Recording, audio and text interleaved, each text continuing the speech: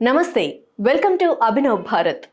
ప్రభుత్వ పట్టా భూముల జోలికి రావాలంటేనే భయపడేలా ఆంధ్రప్రదేశ్ ప్రభుత్వం కీలక నిర్ణయం తీసుకుంది.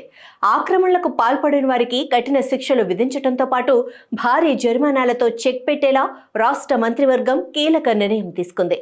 ఇప్పుడున్న భూ ఆక్రమణల నిరోధక చట్టాన్ని రద్దు చేసి దాని స్థానంలో కొత్త బిల్లుకు మంత్రిమండలి ఆమోదం తెలిపింది. భూ ఆక్రమణల చట్టానికి సంబంధించి ఏపీ మంత్రి మండలి ఆమోదించిన కొత్త బిల్లు ప్రకారం ఇకపై ఆక్రమణలకు పాల్పడే వారికి గరిష్టంగా 14 ఏళ్ల వరకు జైలు శిక్ష విధించవచ్చు. ఏపీ డ్రోన్ పాలసీ, డేటా సెంటర్ల పాలసీ, సెమీ కండక్టర్ల పాలసీల అమలుకు మంత్రివర్గం పచ్చజెండా ఊపింది. సిఆర్డీఏ పరిధి పెంపు విషయంలో కూడా కేబినెట్ ఆమోదం తెలిపింది. సీఎం చంద్రబాబు ఆధ్వర్యంలో సచివాలయంలో జరిగిన మంత్రివర్గ సమావేశంలో పలు కీలక నిర్ణయాలు తీసుకున్నారు. ప్రభుత్వ, ప్రైవేట్ భూములు ఆక్రమించుకోవటం, ఎక్కడో దూరంగా ఉంటున్న వారి భూములను కబ్జా చేయటం, పేదల భూములు లాక్కోవటం, నకిలీ పత్రాలతో రిజిస్ట్రేషన్లు, ఇలాంటి వాటిని నియంత్రించేందుకు ఆంధ్రప్రదేశ్ ప్రభుత్వం మరో ముందడుగు వేసింది. ఏపీ భూ ఆక్రమణల నిరోధక చట్టం 1982ను రద్దు చేసి దాని స్థానంలో ఏపీ భూ ఆక్రమణల నిరోధక చట్టం 2024 అమలుకు సంబంధించిన బిల్లు ప్రవేశపెట్టే ప్రతిపాదనకు మంత్రిమండలి ఆమోదం లభించింది. పాత చట్టం పట్టణ ప్రాంతాల్లో ఆస్తులకు మాత్రమే పరిమితమైంది. దాని ద్వారా 5,000 వరకు జరిమానా, 6 నెలల నుంచి 5 ఏళ్ల వరకు జైలు శిక్ష విధించేందుకు మాత్రమే అవకాశం ఉంది. కానీ కొత్త చట్టం ప్రకారం రాష్ట్రంలోని అన్ని ప్రాంతాల్లోని భూముల రక్షణకు వీలుంటుంది. ఆక్రమణదారులకు 10 నుంచి 14 ఏళ్ల వరకు జైలు శిక్ష విధించడమే కాకుండా భూమి విలువతో పాటు నష్టపరిహారం కలిపి జరిమానాగా విధిస్తారు.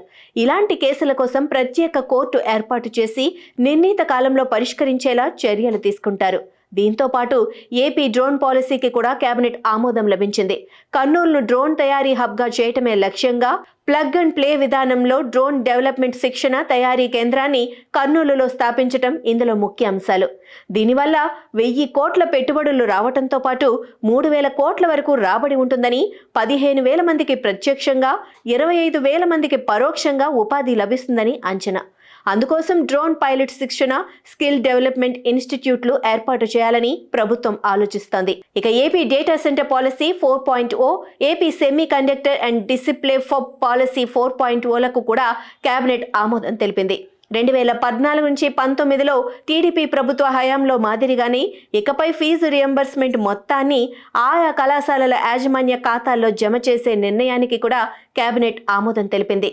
గత ప్రభుత్వంలో తల్లుల ఖాతాలో వీటిని జమ చేయగా వారు సకాలంలో కళాశాలకు ఫీజులకు చెల్లించకపోవడంతో విద్యార్థులు ఇబ్బందులు పడ్డారని, అందుకే మళ్లీ పాత విధానంలోకి వెళ్తున్నట్టు ప్రభుత్వం చెబుతోంది.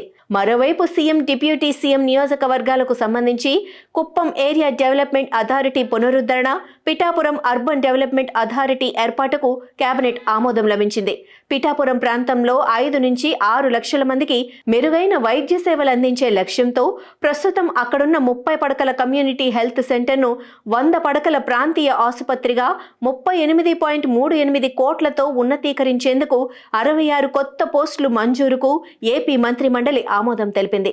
ఏపీ సిఆర్డీఏ పరిధి పునరుద్ధరించేందుకు 180 కిలోమీటర్ల మేర Amaravati outer ring road, Vijayawada తూర్పు బైపాస్ మంజూరు కోసం ప్రభుత్వం తీసుకున్న నిర్ణయానికి కేబినెట్ ఆమోదం లభించింది. నాయకులారా, మీ పనితనం మీ అధినాయకులకు తెలియజేయాలనుకుంటున్నారు. ప్రజలారా, మీ సమస్యలను మీ నాయకులకు తెలియజేయాలనుకుంటున్నారు. ప్రజా సమస్యల పరిష్కార వేదిక మీ అభినవ్ భారత్.